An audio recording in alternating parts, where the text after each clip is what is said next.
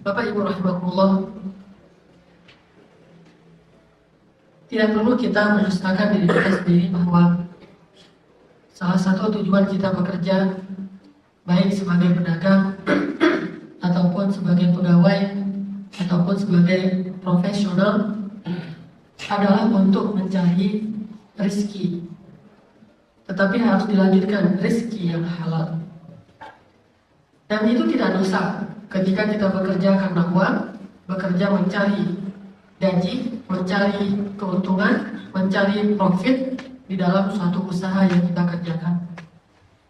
Tetapi mendapatkan profit semata-mata bukanlah segalanya. Mendapatkan keuntungan bukanlah segalanya. Mendapatkan bonus bukanlah segalanya. Yang segalanya itu adalah yang halal.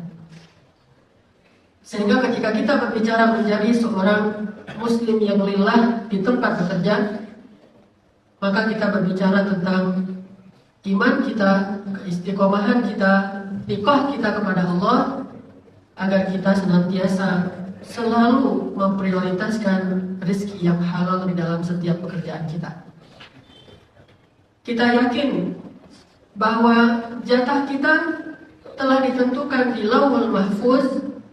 Rezeki kita telah ditulis bahkan sejak kita berusia 4 bulan dalam kandungan ibu kita. Sehingga kita ketika membaca hadis riwayat Imam Ahmad, Nabi SAW mengatakan bahwa manusia dikumpulkan penciptaannya di dalam rahim ibunya dalam bentuk setetes air. Kemudian air ini menjadi segumpal darah. Kemudian darah ini menjadi segumpal daging. Kemudian diutuslah kepadanya malaikat. Lalu ditiupkanlah ke dalam rahim itu ruh dari ruh yang Allah sediakan di langit. Kemudian Allah menulis malaikat ini untuk mencatat 4 perkara. Yang pertama, mencatat ajalnya. Sehingga kita tidak perlu khawatir soal berapa lama kita akan hidup di muka bumi. Kata Imam Ibnu Taimiyah, ajal yang dicatat di dalam rahim ini adalah ajal yang sifatnya mutlak. Karena ada 2 bentuk ajal, ada ajal mutlak, ada ajal muqayyad, ajal relatif. Ajal mutlak tidak bisa berubah. Dan tidak ada yang tahu, wa ma tadri nafsun madza taksibu ghadan, wa ma tadri nafsun bi ayyi ardin tamut. Sehingga tidak perlu kita khawatir soal itu. Suatu saat Ali bin Abi Thalib saat dia ingin berangkat berjihad dengan penuh semangat sudah mempersiapkan segala perbekalan, seseorang bertanya kepada Ali, "Ya Ali, saya lihat kamu penuh dengan semangat berangkat berjihad, padahal itu peperangan. Tidakkah engkau takut akan kematian?" Apa kata Ali? "Kematian yang mana yang saya takutkan? Kematian yang datangnya hari ini, sehingga walaupun saya tidur di rumah tetap saya akan mati. Atau kematian yang datangnya besok, sehingga walaupun saya di tengah-tengah musuh hari ini, saya tetap akan hidup sampai besok. Kematian yang mana yang saya harus takutkan?" Kenapa? Karena rufi'atil aqlam wa jaffatis suhuf. Semuanya sudah dicatat oleh Allah dan pena sudah diangkat, sedangkan kertas sudah kening, maksudnya tidak berubah, mutlak. Kemudian yang kedua yang dicatat kata Nabi adalah rezekinya. Wa ma min dabbatin fil ardi, tidak ada satupun yang melata yang berjalan di muka bumi illa 'ala Allah rizquha. Allah lah yang sudah menjamin rezekinya. Ini harus kita pahami kalau kita mau benar-benar menjadi lillah. Bukan sekedar bekerja lillah, tetapi kita harus yakin bahwa bekerja lillah itu artinya kita mencari ikhtiar, mencari asbab untuk mendapatkan apa yang sudah Allah sediakan untuk kita, dan itu sudah Allah tulis. Sehingga kita tidak perlu khawatir tertukar dengan jatah orang lain. Tidak perlu khawatir akan berkurang karena kecurangan orang lain kepada kita. Tidak usah khawatir. Tidak usah khawatir kalau kita salah langkah lantas kita akan miskin. Kalau kita bekerjanya ternyata salah strategi lantas kita akan kelaparan. Bekerja saja sebaik yang kita bisa, tapi gak usah mikirin soal berapa jatah rezeki yang telah Allah sediakan untuk kita. Ya pokoknya ada aja, gak ada yang tahu berapa. Pokoknya ada. Ada apa enggak Ustaz? Pasti ada. Kalau tidak ada, berarti salahlah ayat di surat An-Nahl, di surat Hud, dan beberapa surat yang lain. Tapi sadaqallah, tidak mungkin ayat-ayat itu salah. Ketika Allah mengatakan Allahi rizquha, Allah lah yang menjamin rezekinya. Semuanya Allah jamin rezekinya. Sehingga menjadi seorang muslim yang bekerja lillah, Pertama dia harus beriman bahwa rezeki dia itu sudah dicatat oleh Allah. Gak usah khawatir. Berkurang tidak akan. Kalau bertambah bisa. Kalau berkurang nggak akan. Kalau bertambah bisa. Gimana cara bertambah? Pertama, la in syakartum la azidannakum. Kalau kalian bersyukur, aku tambahkan bagi kalian. Tetapi kalau kalian kufur, dikurangi nggak rezekinya? Wala in kafartum la aqussannakum. Gitu nggak ayatnya? Apakah begitu ayatnya? Kalau kalian kufur, aku kurangi kalian. Tidak. Wala in kafartum inna adabi lasyadid. Terus, walaupun orang-orang itu kufur kepada nikmat Allah, kalau jatah rezekinya sekian, tetap akan diberikan sekian. Allah tidak pernah zalim. Cuma konsekuensi dari kekufuran mereka adalah di dalam rezeki itu Allah titipkan azab, Allah titipkan bencana, Allah titipkan masalah, Allah cabut keberkahan. Tapi kalau bersyukur, selain Allah berikan kebaikan, Allah tambahkan lagi rezeki itu kepada dia. Yamhullahu ma yasha wa yudhib. Makanya nggak usah khawatir. Nggak ada cerita bertambah rezeki karena curang, nggak ada itu. Mustahil. Wallahil azim, demi Allah yang Maha Agung, tidak ada rezeki bertambah karena curang. Tidak ada rezeki bertambah karena ghish, tipu daya. Tidak ada rezeki bertambah karena seseorang itu memanipulasi data. Tidak ada rezeki bertambah karena menzalimi orang lain. Mustahil, nggak mungkin rezeki bertambah gara-gara itu. Hanya rezeki yang kita dapatkan itu kemudian disusupi oleh Allah dengan azab yang sangat berat, baik di dunia ataupun di akhirat. Jadi nggak ada cerita seseorang justru kemudian rezeki saya jadi berkurang gara-gara seseorang curang kepada saya. Memang bukan rezeki kita. Tetapi apa yang terjadi itu tetap ada pertanggungjawaban nanti di hadapan Allah Subhanahu wa taala. Kalaupun berkurang karena urusan itu, nanti Allah akan menggantikan dengan cara yang lain. Bukankah ada doa Allahumma ajurni fi musibati wa akhlif li khairan minha? Kalau kita dapat musibah lalu dicurangi jatah rezeki kita oleh seseorang, enggak usah khawatir, Allah akan ganti kok, bahkan khairan minha. Caranya gimana? Satu, bilang saja innalillahi wa inna ilaihi raji'un. Kedua, qadarullah, Allah menetapkan demikian. Ketiga, bilang Allahumma ajurni fi musibati wa akhlif li khairan minha. Allah ganti yang khairan minha, yang lebih baik dari itu. Terus bagaimana kita harus khawatir tentang soal rezeki? Semua pintu-pintu yang membuat kita khawatir sudah tertutup. Pintu kita bertanya, ada nggak rezeki untuk saya? Sudah ditutup dengan hadis, semua dikasih rezeki. Ayat, semua dikasih rezeki. Pintu soal rezeki akan berkurang nggak? Nggak akan berkurang, justru yang ada bertambah. Terus pintu soal kalau dicurangin orang lain di mana jatah kita akan diganti dengan wakhluf lil khairin minha. Terus apa lagi yang membuat kita khawatir sehingga kita mencari dengan cara-cara yang haram untuk bisa hidup? Memangnya tidak ada Rob yang menjaga dan memelihara kita siang dan malam? Ini soal iman, ini soal lillah. Makanya setelah kita memahami hakikat ini, pantaslah jika Allah mengatakan wailun, celaka. Allah sudah jamin rezekinya. Allah juga sudah berjanji akan menambah kalau dia bersyukur. Allah juga berjanji akan mengganti kalau dia berdoa setelah dia dapat musibah dengan sabar. Terus dia masih curang, wailun, celakalah dia. Bukan ujuk-ujuk langsung wailun. Sementara gak dikasih alternatif. Gak ujuk-ujuk Allah cuma menciptakan babi, tidak ada sapi, kemudian Allah bilang celaka yang makan babi. Enggak, Allah ciptakan sapi, bahkan sapi itu lebih jinak daripada babi. Tetapi yang dicari babi juga. Bahkan sapi itu lebih sehat daripada babi, tetapi yang dicari kenapa yang haram? Allah ciptakan air yang baik untuk kesehatan kita. Semua dokter sepakat bahwa air putih itu jauh lebih menyehatkan daripada khamar, tetapi yang dicari khamar juga, narkoba juga dan sebagainya.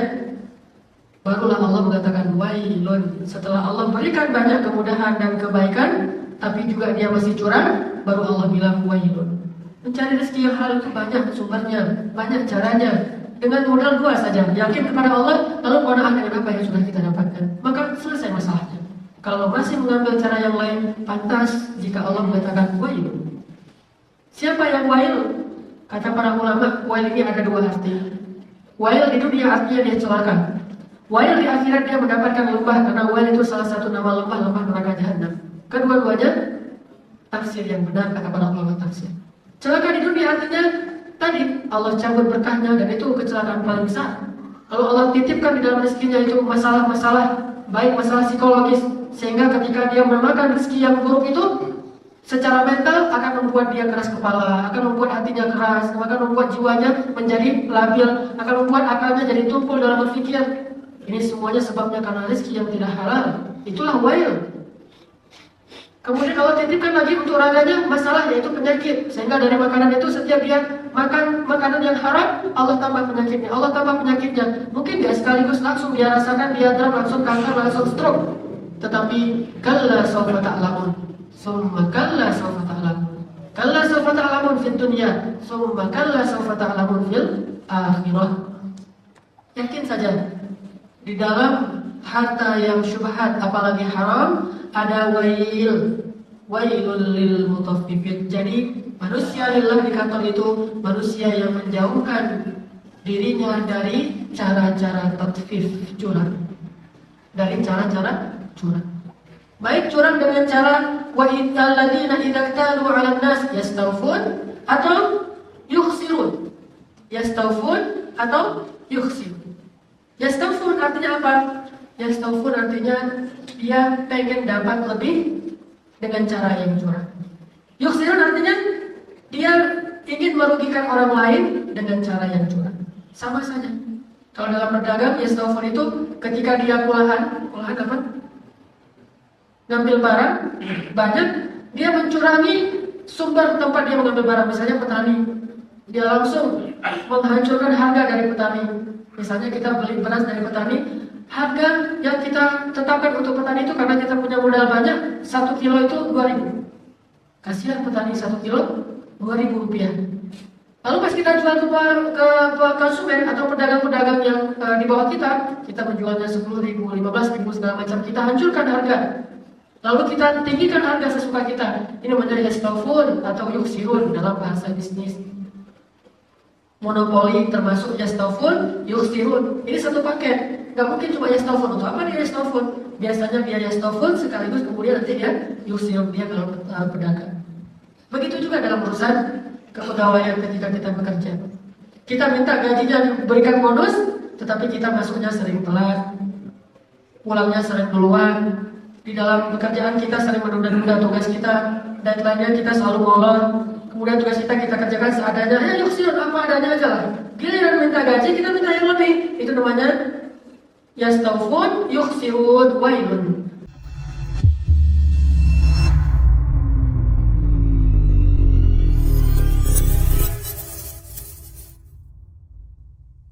Jangan berpikir ini bukan masalah yang tasfif, ini termasuk tasfif, ini termasuk curang. Tanya aja ke hati kita secara jujur. Bagaimana kalau kita punya sebuah perusahaan, kita ownernya, tiba-tiba pegawai kita cara kerjanya kayak gitu. Suka nggak kita dengan pegawai yang seperti itu? Masuknya telat terus, pulangnya duluan terus. Udah kayak gitu kerjanya nggak beres pulang. Tetapi karena susah memecat dia, sistemnya itu terlalu rumit sehingga nggak dipecat-pecat, ya dibiarin aja. Tapi kasih gaji terus.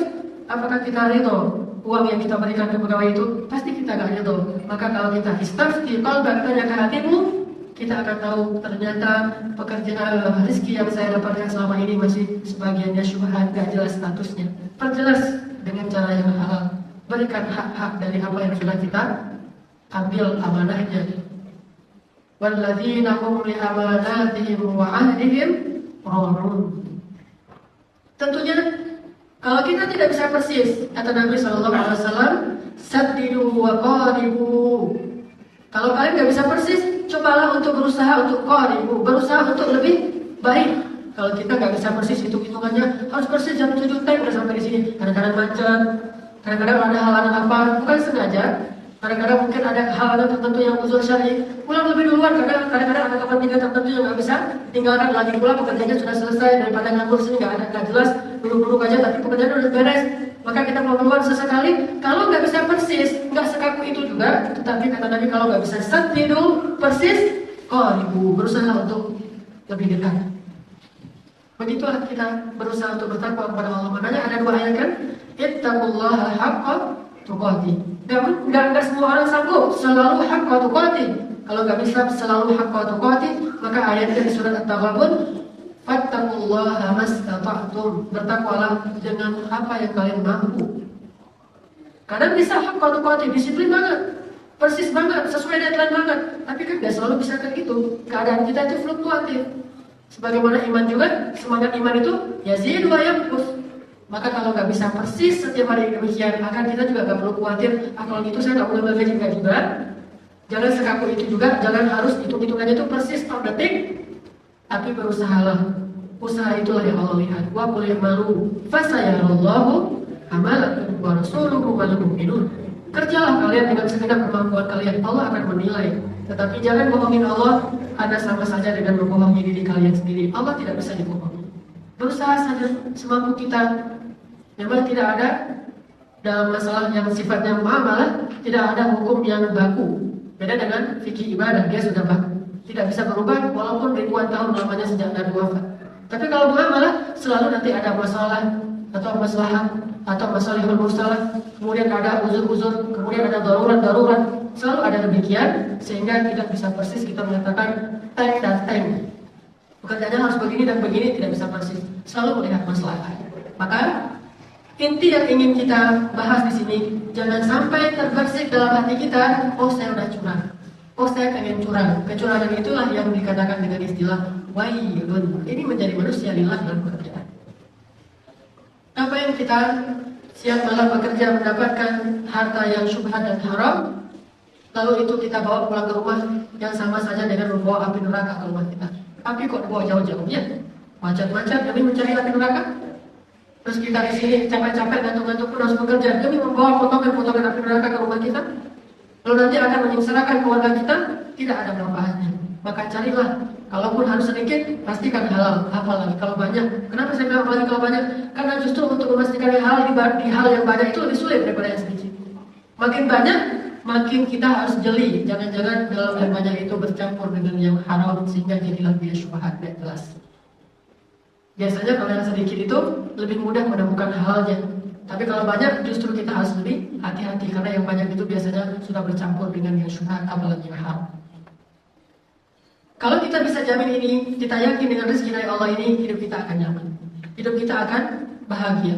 Di dunia dan di akhirat, kita gak usah khawatir. Allah yang kasih kita makan, maka Allah juga yang akan meluluskan kita ujian nanti di pada masyarakat. Dari mana rezekimu, kemana kamu belanjakan. Allah yang kasih saya makan dengan cara yang halal.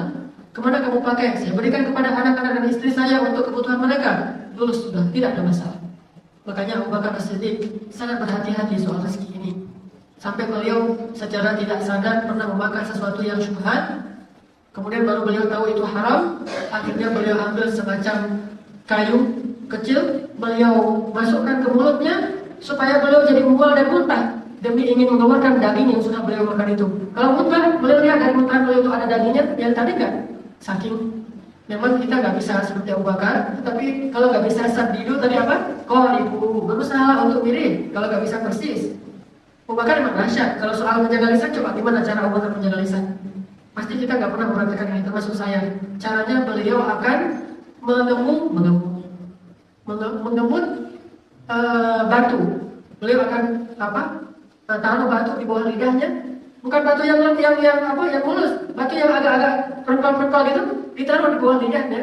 Sehingga kalau beliau mau ngomong itu susah ada batunya. Sehingga kalau beliau mau bicara, beliau ambil dulu batunya, bicara. Selesai bicara yang penting-penting aja, taruh lagi batu di bawah lidahnya. Sepanjang hari kayak gitu. Ada yang pernah melakukan? Gak bisa saat dihidukan ya, ribu kalau gitu. Makanya kata Nabi apa? Kalau ditimbang iman Abu Bakar dengan seluruh umat Islam, maka iman Abu Bakar lebih berat. Coba timbang satu hal aja, soal iman bicara. Man kana yu'minu billahi wal yawmil akhir falyaqul khairan aw liyasmut. Siapa yang beriman kepada Allah dan hari akhir, hendaklah berkata-kata baik atau diam. Masalah ini aja, iman kepada Allah dan hari akhir soal lisan. Siapa di antara umat Islam yang pernah melakukan ini? Seluruh umat Islam tidak ada, bahkan umat pun tidak melakukan itu. Berarti benar kata Nabi. Cuma Abu Bakar yang melakukan itu, kita nggak bisa melakukan itu udah ketetapan Nabi. Maka kalau nggak bisa bersih, udah ibu berusaha untuk mendekat. Begitu juga dalam urusan tadi itu makanan, Abu Bakar masukin kayu ke dalam mulutnya, muntah lagi sampai matanya itu bolak-balik keluar air mata. Dilihat-lihat dari sisa muntah, ada nggak daging yang tadi dimakan? Ditaruh gini lagi sampai saking lamanya beliau demikian, orang-orang khawatir dengan keadaan beliau. Apa kata orang-orang yang melihat? Ya Aba, sudahlah wahai Abu Bakar, kamu bisa mati dengan ini. Kata Abu Bakar apa? Lebih baik ruhku tercabut gara-gara ini mengeluarkan makanan ini daripada aku mati dalam keadaan tubuh daging dan darah dengannya. Aku tidak rela. Ini Abu Bakar. Terus nanti masalah sedekah, coba siapa yang mau mendandingi sedekahnya Abu Bakar? Semua hartanya dikasih, pernah sedekah semua hartanya sampai nggak punya apa-apa? Mana pernah? Seluruh umat Islam pun nggak pernah melakukan itu selain Abu Bakar. Makanya imannya beda. Tapi kenapa tetap diceritakan? Supaya kita bisa qaribu kalau nggak bisa sadidu. Kalau nggak bisa persis, berusaha untuk menengok walaupun sedikit. Begitu juga dalam masalah makanan. Sa'ad bin Abi Waqqas, paman Nabi dari ibu beliau, dalam bahasa Arab disebut khal. Kalau dari ayah disebut am, dari ibu disebut khal. Paman beliau dari ibu.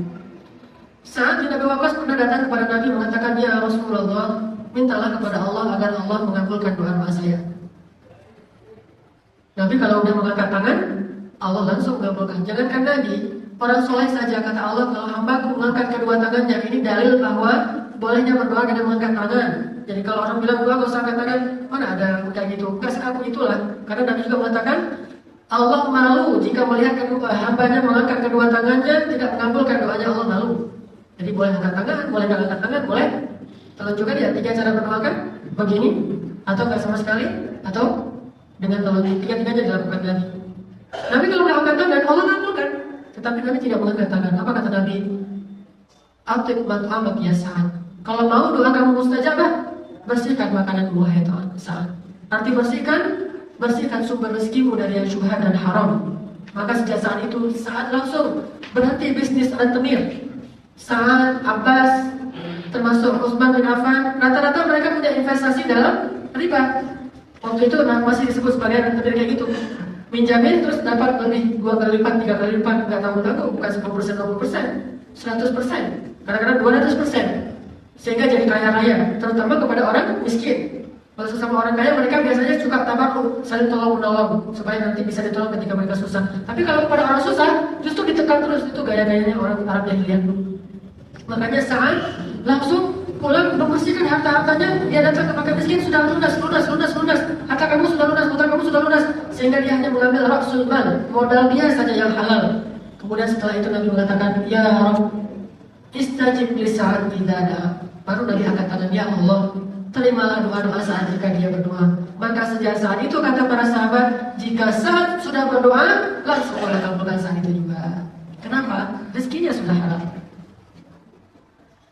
Kita mengandalkan rezeki yang banyak. Lalu ketika terjadi musibah, sakit segala macam, kita berdoa, "Ya Rabbi, ya Rabbi, ya Rabbi." Apa kata Allah? Makaluhu haram, mashrabuhu haram, malbasuhu haram, fa'anna yustajabu lidzalik. Makanannya haram, minumannya haram, semua yang dia pakai itu haram. Terus gimana Allah akan mengabulkan doanya? Mana lebih penting dikabulkan doa atau rezeki yang banyak? Kalau disuruh pilih nih, dapat uang 1 miliar atau dikabulkan doa, pilih yang mana? Dikabulkan doa, karena dengan kalau dikabulkan doa bisa minta uang 1 triliun kan? Orang yang cerdas akan mengatakan, "Ya Allah, saya pilih doa saja." Syarat kalau mau dikabulkan doa, bersihkan sumber rezeki kita.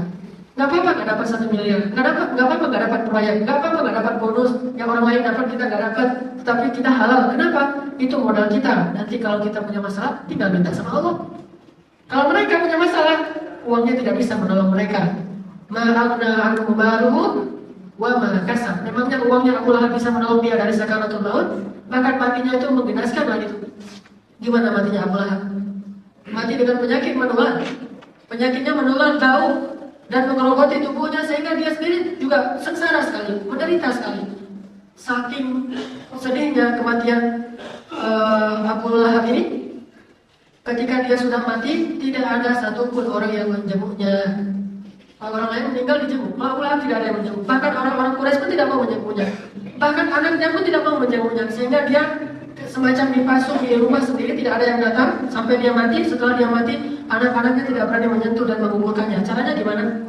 Di samping rumahnya digali kuburan, kemudian mereka ambil kayak semacam galah gitu, kayu panjang, mereka dorong-dorong tubuhnya Abu Lahab sampai gelondong, sampai masuk ke dalam kuburan itu baru ditanam. Saking parahnya kisah kematian Abu Lahab. Makanya Allah bilang apa? Tabban. Tabban itu bahasa lain wailun. Bahasa lainnya taban adalah wailun, celaka.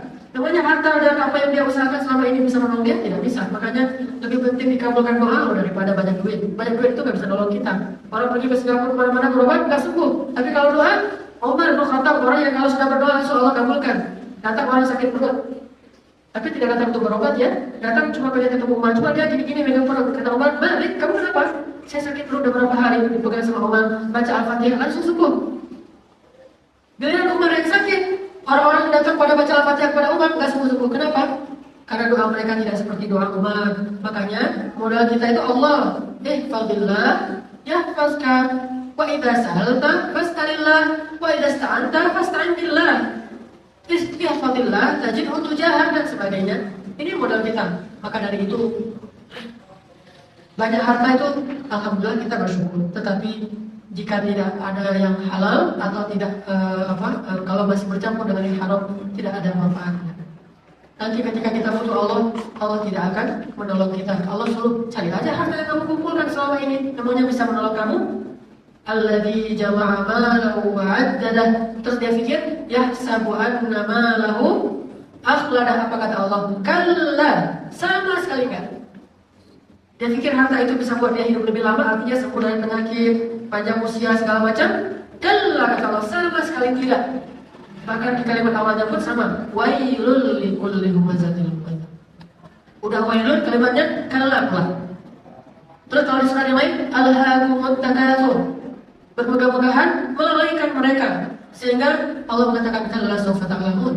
Summa kalla sawfa ta'lamun. Allah mengancam mereka. Jadi bukan banyaknya harta yang harus kita kejar terlebih dahulu.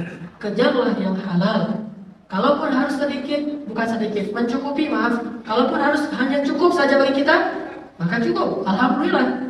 Sesungguhnya yang sedikit tapi diridhoi Allah lebih baik daripada yang banyak tetapi dimurkai Allah. Ini menjadi pekerja yang lillah, utamakan halal supaya nanti pas bapak mengangkat tangan, Allah berikan solusi.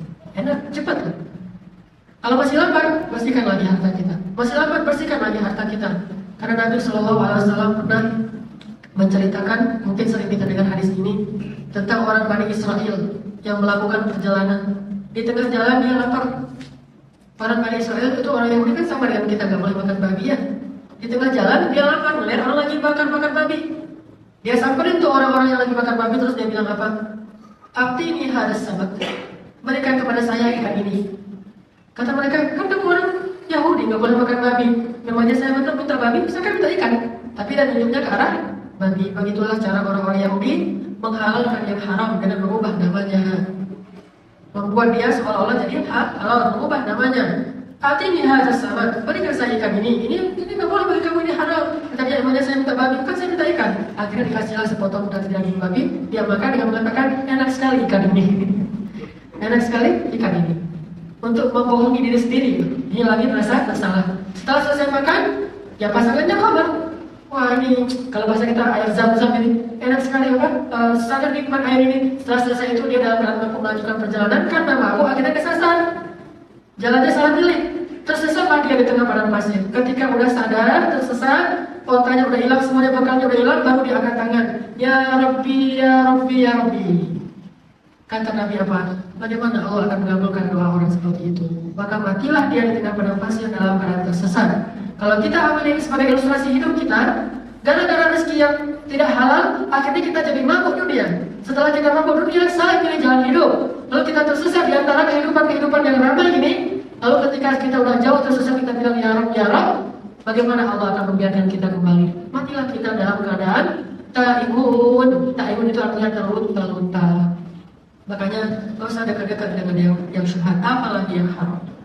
Tapi kalau kita bawa yang halal, yang kita bawa itu diridhoi Allah. Kalau diridhoi Allah, maka manusia juga akan ridho. Istri kita ridho, anak-anak kita ridho. Berikan kepada mereka akan jadi qurratu a'yun. Sehingga anak yang makan rezeki yang halal itu akan jadi seperti Sulaiman. Tahu kenapa rahasia hebatnya Sulaiman? Saya tidak bilang hebatnya karena bisa terbang, itu mukjizat. Saya tidak bilang hebatnya karena dia bisa menguasai jin, itu mukjizat. Saya bilang hebatnya Sulaiman karena dia soleh. Walaupun dia orang raja yang besar, tapi dia tidak sombong, itu hebat. Walaupun dia kaya raya, tapi dia tidak lupa diri kepada Allah, dia itu hebat. Ketika dia jadi hakim, dia adil. Ketika dia jadi prajurit, dia pemberani. Itulah yang saya maksud dengan hebat. Apa rahasia kehebatan Sulaiman? Kata Nabi, sebaik-baik rezeki adalah rezeki keluarga Daud. Siapa Daud? Bapaknya Sulaiman. Berarti sejak dia lahir, sebaik-baik rezeki yang dimakan oleh manusia adalah rezeki yang dimakan oleh Sulaiman. Karena rezekinya keluarga Daud. Jadilah anak seperti Sulaiman. Tahu kenapa Maryam itu solehah banget? Tidak mengenal laki-laki dalam hidupnya kecuali 3 orang. Imran ayahnya, Zakaria pamannya, Isa anaknya. Cuma ini aja 3 orang laki-laki yang dia kenal, yang lain gak kenal. Saking terjaganya Maryam, sehingga dijuluki dengan nama Al-Azraq. perempuan yang menjaga kehormatan, suci. Bahasa Inggrisnya Saint Mary. Bahasa Arabnya Maryam Al-Azra. Kenapa bisa disebut Saint Mary? Karena makanannya bukan dari Imran. Padahal Imran orang saleh. Bukan dari Zakaria. Padahal Zakaria itu nabi. Tapi dari Allah langsung turun dari langit. Saking sucinya makanan Maryam. Sehingga ketika Maryam kelaparan, langsung datang makanan di depan Maryam, roti, buah-buahan, dan segala macam. Pas Zakaria masuk, Zakaria melihat ada makanan masih segar. Zakaria bertanya, "Anna laki hada?" Dari mana kamu dapat ini, wahai Maryam? Apa jawab Maryam? "Huwa min indillah," dari Allah. Ini makanan. Kalau kita nggak bisa dapatkan makanan yang langsung turun dari langit seperti Maryam dan Bani Israel, setidaknya carilah makanan yang diridhoi di langit. Kalau nggak bisa cari makanan yang langsung turun dari langit, carilah makanan di bumi tetapi yang diridhoi di langit. Itu sama saja dengan makanan yang turun dari langit. Makanya Maryam itu soleha. Ketika dia melahirkan anaknya, tidak ke bidan, tidak ke dukun beranak, tidak ke dokter, tidak sesat, segala macam. Dia pergi mengasingkan diri ke makanan kosliya, ke sebuah tempat yang jauh. Tidak ada yang melihat Maryam, lalu melahirkan anak seorang diri. Lalu anak itu menangis karena kehausan. Maryam juga kecapean habis melahirkan. Lalu dipanggillah oleh malaikat dari bawahnya, "Wahai Maryam, minumlah air dari bawah kaki anakmu." Dari bawah kakinya muncul air dari Allah, air yang sangat murni. Minum, rezeki yang halal. Lalu goncangkan pohon kurma itu. Pohon kurma ini pohon kurma yang boleh dimakan oleh siapa saja, bukan kebun milik seseorang. Jatuh buah-buahnya dari Allah. Kemudian, "Fakuli washrabi wa qarri 'aina." Makanlah, minumlah, dan berbahagialah. Coba lihat, makan, minum, bahagia. Bahagia itu kalau kita dapat makanan dan minuman yang Allah ridhoi, baru bahagia. Qarri 'aina. Kalau enggak ada kalimat qarri 'aina. Fakulu washrabu wa qarru 'aina. Kalau mau kayak gitu, bahagia. Fakulu washrabu dengan hani'an mari'ah, itu bahasa di surga. Kalau di dunia qarri 'aina, kalau di surga hani'an mari'ah sama. Hani'an mari'ah itu artinya makanannya sehat, bahagia, senang. Caranya makan dan minumannya itu harus halal. Ini luar biasa. Mau punya anak yang soleh, makanannya coba koreksi lagi. Semua ini adalah rahasia-rahasia tentang menjadi muslim lillah di dalam kita bekerja di kantor atau dalam perdagangan kita. Mudah-mudahan materi ini menambah semangat iman kita untuk mencari rezeki yang Allah sediakan untuk kita yang halal, dan meninggalkan yang syubhat dan haram, dan tidak usah ragu lagi karena Allah yang menjamin rezeki kita. Barakallahu li wa lakum. Wassalamualaikum warahmatullahi wabarakatuh.